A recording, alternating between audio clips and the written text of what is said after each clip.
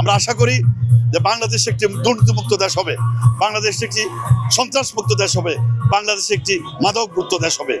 আমরা তারেক রহমান আমাদের বিএনপির চেয়ারম্যান আজকের যিনি বিকালে শপথ গ্রহণ করবেন প্রধানমন্ত্রী হিসাবে, ওনার সুস্বাস্থ্য কামনা করি এবং ওনার নেতৃত্বে মন্ত্রিপরিষদ যাতে একটি সুন্দর সুশাসন এবং দুর্নীতিমুক্ত একটা বাংলাদেশ গড়ে তোলেন, এটা আমাদের প্রত্যাশা। আমরা সকলকে নিয়ে কাজ করতে চাই। আমাদের নেতা জনাব তারেক রহমানের যে বক্তব্য আপনি শুনেছেন নির্বাচনের সময়, কোনোদিন কোনো সময় কোনো বক্তব্যেই উনি কোনো প্রতিহিংসামূলক কাউকে কোনো বিরোধী দলকে উনি আঘাত করেন নাই। আমরা সকলকে নিয়ে এই দেশকে এই জাতিকে গঠন করতে চায় আমাদের নেতা জনাব তারেক রহমান। জুলাই আন্দোলনে বাড্ডা থানার সামনে কানাডিয়ান ইউনিভার্সিটি, ব্রাকের ইউনিভার্সিটির সামনে বাড্ডা থানার ইয়াসিন সুমিত্র, এই যে সুমিত্রর আঘাতে এই আঙ্গুলটাও ভাঙ্গা, মেরুদণ্ডতে রড ঢুকানো। আমি স্বরাষ্ট্রমন্ত্রী হিসাবে আমি চাই আমার পরিচিত খুব আস্থাভাজন এবং আমার সাথে খুব রিলেটিভ জেলে একসাথে ছিলাম লুৎফুজ্জামান বাবর ভাই, ওনার কাছে গেলেই আমার উনি ডন ডাকতো। উনি যে ছেলে থাকতো, আমি ক্যান্টিনে চাকরি করতাম, ক্যান্টিন থেকে ওনার সাথে আমার দেখা হইতো, এ ডন। এখন আমি ওনার সাথে শুক্রবারে দেখা করবো। আমি জানি ওনার লোকেশন কোন জায়গায়, লুৎফুজ্জামান বাবর, স্বরাষ্ট্র মন্ত্রণালয়, এবং উনি যোগ্য। উনি যদি যোগ্য না হয়তো অলৌকিক ক্ষমতায় এখন এত নির্যাতন সহ্য করে তারপরেও সুস্থ আছে, strong man. I don't care this matter. বিএমপির পোলাপান্ডে হামলা মামলা কম গুণ বয় দেখিয়া শেখ হাসিনা তোমার লাভ নাই। আল্লাহ তোমার হেফাজত করুক, যেন আসো সুস্থ আসো। রাজাগড় গোবিন্দর এলাকা, তুমিও এই জায়গায় গেছো, এই ঘুরি ফিরি ইন্ডিয়া। জনগণের স্বার্থে কাজ করতে হইব। আমার নেতার কথা হইল ইউনিয়ন অফিস, ভূমি অফিস, এগুলো এখানে গিয়ে হেরে যাইব। জন্ম নিবন্ধন বানাইতে বড় ভাই আমার যে কষ্ট হয়েছে, আমার মার মনে হয় জন্ম হইতেও আমার এত কষ্ট হয় নাই।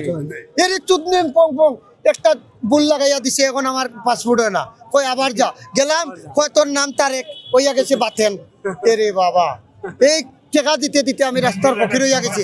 আর কই যে পাসপোর্টও বানাইবো না, বুঝছেন বড় ভাই? দুঃখ এগুলা কেন হবে? Police clearance, kitchen police clearance, পুলিশটারে তুমি শেখ হাসিনায় পালন করছো, লালন করছো, কুত্তা লীগ, গোপালগঞ্জি লীগ, এগুলা বন্ধ করতে হবে। দেশের নাগরিক, তার এনআইডি কার্ড আছে, সে যে জায়গায় হোক হে ভোট দিবে, হে তার এলাকায় কেন দিবে? মোবাইলের সিস্টেম হবে, আধুনিক বাংলাদেশ হবে, ডিজিটাল বাংলাদেশ তারেক জিয়ার মাধ্যমে হবে। অপেক্ষা করেন, দেখতে থাকেন, দেখবেন। দেখতে দেখতে এক সময় ভালো লাগা থেকে তারেক জিয়ারে ভালোবাসা দিয়া দিবেন। যে মানুষ জনগণের দাঁত ভাঙ্গা জবাব দেয় নাই ভাই।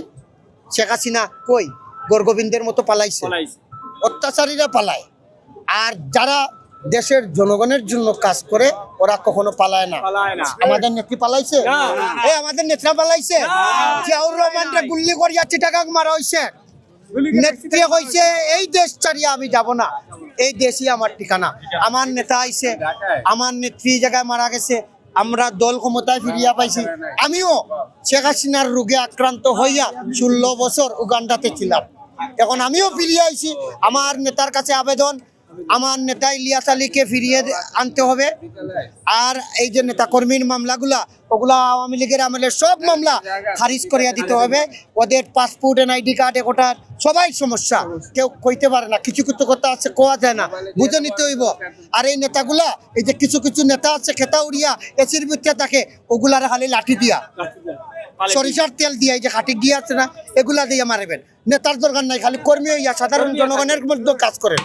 দেশ নায়ক জনাব তারেক রহমানের হাত ধরে এই বাংলাদেশের একটি মানবিক এবং সাম্যের একটি দেশ গড়ার লক্ষ্যে তিনি যে ভূমিকা রাখবেন, 31 দফার মাধ্যমে তিনি যে মানুষের মাধ্যমে যে প্রতিশ্রুতি, যে ইস্তফা দিয়েছেন, ইনশাআল্লাহ আমি বিশ্বাস করি আগামীতে যে রাষ্ট্র গঠন হবে তার হাত ধরে সর্বোচ্চ উন্নয়নের ছোঁয়া লেগে যাবে। আমি আমার বগুড়া থেকে এসেছি। বগুড়া আলহাজ কাজী রফিকুল ইসলাম আমাদের সাবেক এমপি ছিলেন। ইনশাআল্লাহ এবার সে ব্যাপক ভোটের ব্যবধানে, 1.5 লাখ ভোটের ব্যবধানে আবারও এমপি হয়েছেন। আমরা বগুড়াবাসী সত্যি আনন্দিত, সত্যি গর্বিত যে আমরা বগুড়া থেকে প্রধানমন্ত্রী সহ এমপিও পেয়েছি। আমরা ইনশাআল্লাহ আগামীতে তারেক রহমানের কাছে আমাদের আকুল আবেদন যে আমরা যে তরুণ সমাজ যে আছি, তরুণ প্রজন্মকে নিয়ে তিনি যেন একটু সুনজর দেয়। চাকরি থেকে শুরু করে বিভিন্ন জায়গায় যেন আমরা তরুণ যারা আছি, তরুণদের নিয়ে যেন তিনি ভাবনা চিন্তা একটু বেশি বেশি করে।